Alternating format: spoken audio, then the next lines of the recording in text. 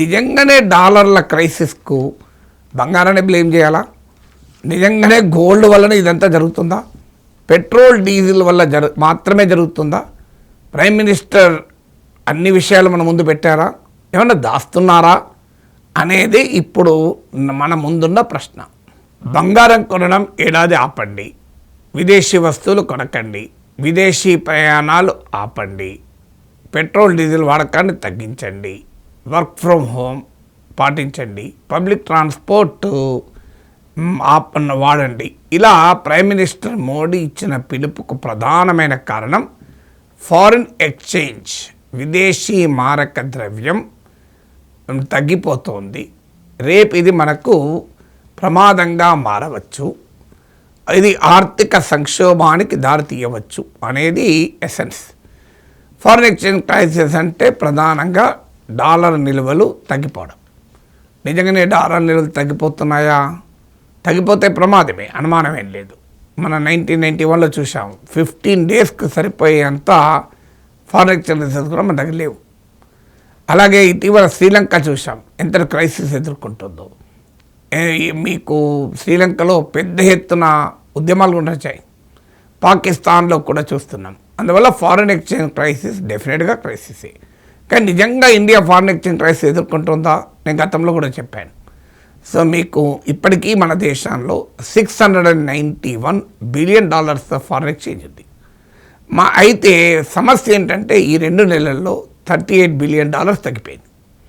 అలాగే మీకు current account deficit అంటే డే టు డే మనం సంపాదిస్తున్న ఫారిన్ ఎక్స్చేంజ్, ఖర్చు పెడుతున్న ఫారిన్ ఎక్స్చేంజ్, ఈ రెండింటి మధ్య తేడా 1.3% జీడిపికి పెరిగింది, $13.2 బిలియన్ పెరిగింది. అందువల్ల ఈ యుద్ధము కొనసాగితే ఇలాగే మనం ఖచ్చితంగా డాలర్ల సంక్షోభాన్ని ఎదుర్కొనే ప్రమాదం ఉంటుంది. అందువల్ల ముందుగానే జాగ్రత్త పడాలి. ఇది ఇక్కడ వరకు కరెక్ట్. కానీ నిజంగానే డాలర్ల క్రైసిస్కు బంగారాన్ని బ్లేమ్ చేయాలా? నిజంగానే గోల్డ్ వలన ఇదంతా జరుగుతుందా? పెట్రోల్ డీజిల్ వల్ల మాత్రమే జరుగుతుందా? ప్రైమ్ మినిస్టర్ అన్ని విషయాలు మన ముందు పెట్టారా? ఏమన్నా దాస్తున్నారా అనేది ఇప్పుడు మన ముందున్న ప్రశ్న. సో మరి గోల్డ్ ఇంపోర్ట్స్ పెరగలేదా? ఆయిల్ ఇంపోర్ట్స్ పెరగలేదా? వీటి కొరకు మనం ఎక్కువ డాలర్లు ఖర్చు పెట్టడం లేదా? ఇది కూడా చెప్తాను మీకు గణాంకాలు. ఫైనాన్షియల్ ఇయర్ 2020-21లో భారతదేశం గోల్డ్ ఇంపోర్ట్స్ విలువ 1.3% ఆఫ్ జీడిపి. ఇది కాస్త ఫైనాన్షియల్ ఇయర్ 2025-26, ఫైనాన్షియల్ ఇయర్ 2020-21 నుంచి 2025-26కి వచ్చే వరకు ఇది కాస్త 2% ఆఫ్ జీడిపికి పెరిగింది. సో డెఫినెట్గా బంగారం కోసం మనం ఎక్కువగా డాలర్లు వెచ్చిస్తున్నాం. అలాగే ఈ పీరియడ్లో ముడి చమురు పైన, దిగుమతుల పైన మనము పెట్టేటువంటి డాలర్ల ఖర్చు 2020-21 ఫైనాన్షియల్ ఇయర్లో మీకు 3% ఉండే. ఇప్పుడు 2025-26 ఫైనాన్షియల్ ఇయర్లో ఇది 4.5% ఆఫ్ జీడిపికి పెరిగింది. సో ఇక్కడ వరకు ప్రైమ్ మినిస్టర్ మోడీ చెప్పింది కరెక్ట్, ఎలాంటి పంచాయతీ లేదు. నిజంగానే మనం గోల్డ్ ఎక్కువ దిగుమతి చేసుకోవాల్సి వస్తుంది. మన గోల్డ్ దిగుమతులు కూడా భారీగా పెరిగాయి. లాస్ట్ 3-4 ఇయర్స్లోనే డబుల్ అయింది. సో ఇంతవరకు ఎవరు చెప్పినా మనకు కాదనాల్సింది ఏమీ లేదు. సో కానీ ఇది మరి ఇంతవరకే స్టోరీనా? ప్రైమ్ మినిస్టర్ మోడీ మనకి ఇది మాత్రమే చెప్తున్నాడు. కానీ మోడీ దాస్తున్నది ఇంకొకటి ఉంది. డాలర్ల సంక్షోభానికి గోల్డ్ ఆయిలే కారణము, ఒక్కటే కారణం కాదు. ఇది అర్థం కావాలంటే గతంలో మనం ఆయిల్ దిగుమతులు పైన ఎక్కువ ఖర్చు పెట్టలేదా? అప్పుడు ఇలాగే డాలర్ క్రైసిస్ వచ్చిందా? అప్పుడు ఇలాగే అప్పీల్స్ వచ్చాయా దేశ ప్రజలకు? ఇవి కూడా మనం గణాంకాలు చూద్దాం. సో ఇప్పుడు మన దేశ జీడిపిలో మనము సుమారు 5%, ఇప్పటికైతే ఇంకా 4.5%, అరౌండ్ 4-5% మనము ఆయిల్ ఇంపోర్ట్స్ ఖర్చు పెడుతున్నాం. కానీ ఇదే సిచ్యువేషన్ మన 2018-19లో ఉండే, 2021-22లో కూడా ఉండే. ఈ 2 ఫైనాన్షియల్ ఇయర్లో కూడా 5% జీడిపి మేరకు మనం ఆయిల్ దిగుమతి చేసుకున్నాం. కానీ నిజంగానే మరి అప్పుడు డాలర్ క్రైసిస్ వచ్చిందా, డాలర్తో పోలిస్తే రూపీ ఈ స్థాయిలో పడిపోయిందా, ఆ లెక్కలు కూడా మీకు చెప్తాను. 2018-19లో ఆయిల్ ఇంపోర్ట్ 5% ఆఫ్ జీడిపి, కానీ డాలర్తో పోలిస్తే రూపాయి విలువ కేవలం 6% పడిపోయింది. మీకు ఇప్పుడు ఇంకొక ఫిగర్ చెప్తాను. 2021-22లో ఆయిల్ ఇంపోర్ట్స్ 5% ఆఫ్ జీడిపి, డాలర్తో పోలిస్తే రూపాయి విలువ 3.7% పడిపోయింది. కానీ ఈ ఫైనాన్షియల్ ఇయర్లో నియర్లీ 5% ఇంకా టచ్చే కాలేదు. డాలర్తో పోలిస్తే రూపాయి విలువ 2025-26 లాస్ట్ ఫైనాన్షియల్ ఇయర్లో 11% పడిపోయింది. ఇప్పుడు చెప్పండి, మరి ఆయిల్ ఇంపోర్ట్స్ పెరగడం వల్లనే డాలర్తో పోలిస్తే రూపాయి పడిపోతుందా? There should be some other reason with prime minister is hiding. ప్రధానమంత్రి మనతో దాస్తున్న ఇంకో కారణం ఉండాలి కదా. ఆ కారణం గుట్టు కూడా విప్పుతాను. 2025-26 లేటెస్ట్ ఫైనాన్షియల్ ఇయర్లో రూపాయి విలువ పతనం నేను ఇంతమందితో చెప్పాను, డాలర్తో పోలిస్తే 11%. నరేంద్ర మోడీ ప్రైమ్ మినిస్టర్ అయ్యాక this is the highest fall of rupee. సహజంగానే తన పాలనలో హైయెస్ట్ ఫాల్ ఆఫ్ రూపీ కావడం వల్ల మోడీ వరీ అవుతున్నాడా అని అనుకుంటే 2014తో పోలిస్తే ఇవాళ కంఫర్టబుల్ పొజిషన్ ఉంది. 2014లో మన దేశ foreign exchange reserves hardly 7 months of ఇంపోర్ట్స్కి మాత్రమే సరిపోయింది. ఇప్పుడు ఏ కన్జర్వేటివ్ ఎస్టిమేట్తో పోల్చినా అట్లీస్ట్ 8 months ఆఫ్ ఇంపోర్ట్స్ సరిపోతుంది. ఇంపోర్ట్స్ పెరిగిన నార్మల్గా అయితే కొన్ని అంచనాల ప్రకారం 11% ఉంటుంది. కానీ ఎస్బీఐ రీసెర్చ్ చెప్పేది latest balance of payment position for 2025-26 SBI research చెప్పేది 8 months సరిపోతుంది అని. It's a very conservative estimate. మరి గతంతో పోలిస్తే ఫారెన్ ఎక్స్చేంజ్ పొజిషన్ కంఫర్టబుల్గా ఉండగా, గతంతో పోలిస్తే ఇంత కంఫర్టబుల్గా ఉన్న రూపాయి ఎందుకు పతనమవుతుంది? వాస్తవంగా గతంతో పోలిస్తే ఆయిల్ ఇంపోర్ట్స్ ఏం పెరగలేదు, నేను గణాంకాలతో సహా చెప్పాను మీకు. మరి ఇప్పుడే ఎందుకు రూపాయి ఎక్కువ పడిపోతుంది? రూపాయి ఎక్కువ పడిపోవటానికి గోల్డ్ను ఆయిల్నే బ్లేమ్ చేయడం కరెక్టా? ఇక మీరు చూడండి, అసలు గణాంకాల్లోకి వద్దాం. 2021 మార్చితో పోలిస్తే మన రూపాయి విలువ డాలర్తో కంపేర్ చేస్తే 31% పడిపోయింది. ఈ 5 ఏళ్లలో 31% పడిపోయింది. కానీ ఈ 5 ఏళ్లలో అదనంగా పెరిగిన గోల్డ్ ఇంపోర్ట్స్ ఎంత? కేవలం 0.7% జీడిపి మాత్రమే. అంటే దీన్ని బట్టి అర్థమయ్యేది ఏంటి? ఈ దేశంలో రూపాయి ఘోర పతనానికి బంగారాన్ని బ్లేమ్ చేసి దేశ ప్రజల్ని ఏడాది పాటు బంగారం కొనొద్దని చెప్పడం ఏ రకంగా న్యాయమవుతుంది? అసలు విలన్ను పట్టుకోకుండా ప్రజలపైన ఎందుకు ఈ దాడి చేస్తున్నారు అనేదే క్వశ్చన్. ఇక మన దేశంలోకి వస్తున్న ఫారిన్ ఇన్వెస్ట్మెంట్ చూస్తే మోడీ దాచిపెట్టిన విలన్ బయటికి వస్తాడు. ఎందుకు దాచిపెట్టాడో చివరిలో చెప్తాను. సో ఆ విలన్ ఎవరు అంటే ఫారిన్ ఇన్వెస్ట్మెంట్.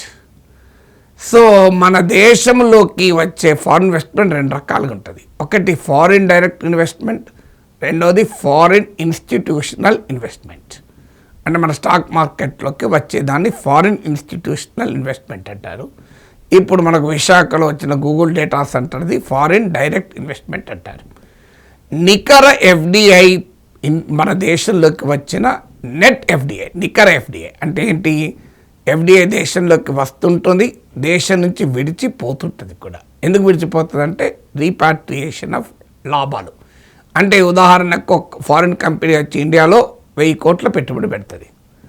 అంటే 1000 కోట్లు పెట్టుబడి పెట్టి అప్పటిదాకా సంపాదించిన లాభాలు ఇంకో ఫారిన్ కంపెనీ 1200 కోట్లు తీసుకెళ్ళిపోతుంది అనుకుందాం. అప్పుడు నెట్ ఎఫ్డిఐ ఎంత ఉంటుంది? మైనస్ అయిపోతుంది. సో నెట్ ఎఫ్డిఐ ఫ్లోస్ అంటే ఎఫ్డిఐ లోపలికి వచ్చింది, బయటికి వెళ్ళింది కలిపితే నెట్ ఎఫ్డిఐ అంటారు. ఇది సర్ప్లస్ ఉండే, అంటే దేశంలోకి వచ్చిన ఎఫ్డిఐ ఎక్కువ ఉండే, వెళ్ళిపోయింది దానికన్నా. ఎప్పుడు 2020-21లో ఎంతుండే 1.6% ఆఫ్ జీడిపి ఉండే. ఇప్పుడు నెట్ ఎఫ్డిఐ ఫ్లోస్ అనేది సర్ప్లస్ లేదు. అంటే మనకు నెట్ ఎఫ్డిఐ సర్ప్లస్ లేదంటే అర్థం ఏంటి? దేశంలోకి పెట్టుబడుల రూపంలో వస్తున్న డాలర్లు, దేశము విడిచి వెళ్ళిపోతున్న డాలర్లు ఫారిన్ ఇన్వెస్ట్మెంట్ విషయానికి వస్తే సేమ్ ఉంది. అందువల్ల మీకు అదనంగా కలిసి వచ్చిన ఫారిన్ ఇన్వెస్ట్మెంట్ లేదు 5 ఏళ్ల కిందది. అందువల్ల ఆ రోజు మీకు తక్కువగా 6% పడిపోతే ఇవాళ 11% పడిపోయింది. అంటే అర్థం ఏంటి? గోల్డ్ వల్ల కొనడము, ఆయిల్ కొనడం వల్ల మాత్రమే కాదు రూపాయికి వచ్చిన సంక్షోభం. రూపాయి సంక్షోభానికి ఒక ముఖ్యమైన విలన్ ఎఫ్డిఐ. దేశం విడిచి ఎఫ్డిఐ పోవడం పెరిగింది. మీకు లాస్ట్ 4 ఇయర్స్లో $40 బిలియన్ వెళ్ళిపోయింది. భారతదేశ ఎకానమీని వదిలేసి స్టాక్ మార్కెట్ నుంచే $40 బిలియన్ వెళ్ళిపోయింది. నేను ఇక స్టాక్ మార్కెట్ ఇన్వెస్ట్మెంట్ గురించి తర్వాత చెప్తాను. అయితే మీకు డౌట్ రావచ్చు, ఏం సార్ మన నాయకులు విదేశాలు పర్యటిస్తూ ఎఫ్డిఐని పెద్ద ఎత్తున పట్టుకొస్తారు కదా, మీరేమో నెట్ ఎఫ్డిఐ అనేది జీరోకి వచ్చిందంటున్నారు అని మీరు అడగచ్చు. వాస్తవమే, మన దేశంలోకి వచ్చేటువంటి ఎఫ్డిఐ తగ్గలేదు, వాస్తవంగా పెరిగింది. మీకు 2020-21లో భారతదేశంలోకి వచ్చిన విదేశీ పెట్టుబడులు, ఫారిన్ డైరెక్ట్ ఇన్వెస్ట్మెంట్, విదేశీ ప్రత్యక్ష పెట్టుబడులు ఎఫ్డిఐ 2% ఆఫ్ జీడిపి ఉండే. ఇప్పుడు లాస్ట్ ఫైనాన్షియల్ ఇయర్లో ఇది 3% పెరిగింది. అంటే దేశంలోకి విదేశీ పెట్టుబడులు వస్తున్నాయి. కానీ ఏం జరుగుతోంది? దేశం నుంచి విడిచి వెళ్ళే విదేశీ పెట్టుబడులు పెరిగాయి. అక్కడ సమస్య వచ్చేసింది. అది ఎంత పెరిగాయి? ఈ పీరియడ్లోనే 1% నుంచి 1.6% పెరిగాయి. అంటే అర్థం ఏంటి? బకెట్లో ట్యాప్ ఆన్ చేశాం, వాటర్ ఎక్కువనే పోస్తున్నాం, కానీ కింద హోల్ పడ్డది, వాటరు ఇంతకన్నా ఎక్కువ పోతుంది. ఆ హోల్ పూడ్చకుండా మనకు డాలర్లు ఎక్కువ ఖర్చు అవుతున్నాయంటే ఎట్లా? డాలర్లు వచ్చే డాలర్ల కన్నా పోయే డాలర్లు ఎక్కువైనప్పుడు మరి సర్ప్లస్ ఎలా ఉంటుంది? రూపాయి పడిపోకపోతే ఏమవుతుంది? ఇక స్టాక్ మార్కెట్లోకి వచ్చే పెట్టుబడుల సంగతి చూద్దాం. స్టాక్ మార్కెట్లోకి వచ్చే విదేశీ పెట్టుబడులు, వీటిని ఫారెన్ పోర్ట్ఫోలియో ఇన్వెస్ట్మెంట్ ఎఫ్పిఐ అంటారు. ఇది 2020-21 ఫైనాన్షియల్ ఇయర్లో మీకు 1.6% ఆఫ్ జీడిపి ఉండే. నెట్ ఫారెన్ పోర్ట్ఫోలియో ఇన్వెస్ట్మెంట్ అంటే పాజిటివ్లో ఉండే. అంటే దేశం నుంచి వెళ్ళిపోతున్న ఎఫ్పిఐతో పోలిస్తే దేశంలోకి వచ్చే ఎఫ్పిఐ ఎక్కువ ఉండే. ఇది రివర్స్ అయింది ఇప్పుడు 2025-26లో. ఇప్పుడు ఎంతైంది? నెట్ ఎఫ్పిఐ అంటే net foreign portfolio investment 0.5% of GDP అయింది. అంటే దేశంలోకి వచ్చే స్టాక్ మార్కెట్లోకి వచ్చే ఇన్వెస్ట్మెంట్ కన్నా స్టాక్ మార్కెట్ నుంచి వదిలి వెళ్ళిపోతున్న విదేశీ ఇన్వెస్ట్మెంట్ ఎక్కువ. ఎందుకు ఇలా జరుగుతోంది? ఇలా జరగడానికి కారణం అమెరికన్ ఎకానమీ బాగుండడం, డాలర్ బలపడము, ప్రపంచంలో జియో ఎకనామిక్ క్రైసిస్ వచ్చినప్పుడు డాలర్ పైన డాలర్ డినామినేటర్ అసెట్స్లోకి వెళ్ళడము, ఇవన్నీ కూడా కారణాలు, అంతర్జాతీయ కారణాలు. అవి మన చేతిలో ఉండవు. కానీ మన స్టాక్ మార్కెట్ స్వభావము కూడా ఇక్కడ మనం గమనించాలి. అంటే దేశంలోకి వచ్చే స్టాక్ మార్కెట్లోకి వచ్చే విదేశీ పెట్టుబడుల కన్నా దేశము నుంచి బయటికి వెళ్ళే విదేశీ పెట్టుబడులు ఎక్కువగా ఉంటున్నాయి. దీనికి కారణాలు ఏంటో చూద్దాం. ఈ లోగుట్టు విప్పింది నేనే కాదు. మీకు ఫిబ్రవరి 2024లో వర్ల్పూల్ కార్పొరేషన్ అనే ఫారిన్ కంపెనీ తన ఇండియన్ సబ్సిడరీలో 24% వాటా అమ్మేసింది. అమ్మినప్పుడు దాని CEO చెప్పాడు. ఎందుకు అమ్మాడు అంటే, పేరెంట్ కంపెనీ కన్నా తమ ఇండియన్ కంపెనీ 50 రెట్లు ఎక్కువగా స్టాక్ మార్కెట్లో ప్రైస్ ఉంటే అమ్ముకోకుండా ఏం చేస్తామన్నాడు. దీన్నే స్టాక్ మార్కెట్ పరిభాషలో అసెట్ ఆర్బిట్రాజ్ అంటారు. ఏంటి అసెట్ ఆర్బిట్రాజ్ అంటే, ఒకే కంపెనీ ఇప్పుడు అమెరికన్ కంపెనీ ఉంటుంది, దాని ఇండియన్ సబ్సిడరీ ఉంటుంది. Indian subsidiary share American parent company share వాల్యూతో పోలిస్తే చాలా ఎక్కువ ఉందనుకో, అర్థం ఏంటి? ఇండియన్ స్టాక్ మార్కెట్లో ఆర్టిఫిషియల్గా షేర్ వాల్యూ పెరిగింది, అందువల్ల ఇక్కడ అమ్మేసుకుంటే పని అయిపోతుంది. కంపెనీ ఒకటే. సో అమెరికాలో పేరెంట్ కంపెనీ, ఇండియాలో దాని సబ్సిడరీ. సో దాని లాభాలు పొజిషన్ కూడా పెద్ద తేడా ఉండదు, ఫైనాన్షియల్ స్ట్రెంగ్త్లో పెద్ద తేడా ఉండదు. కొంత తేడా ఉన్నా 50 టైమ్స్ తేడా అయితే ఉండదు. కానీ స్టాక్ మార్కెట్లో ఉన్న ఆర్టిఫిషియల్ బూమ్ వల్ల మీకు భారీగా తన ఇండియన్ కంపెనీ షేర్ విలువ ఉంటే అమ్మేసుకోవడాన్ని అసెట్ ఆర్బిట్రాజ్ అంటారు.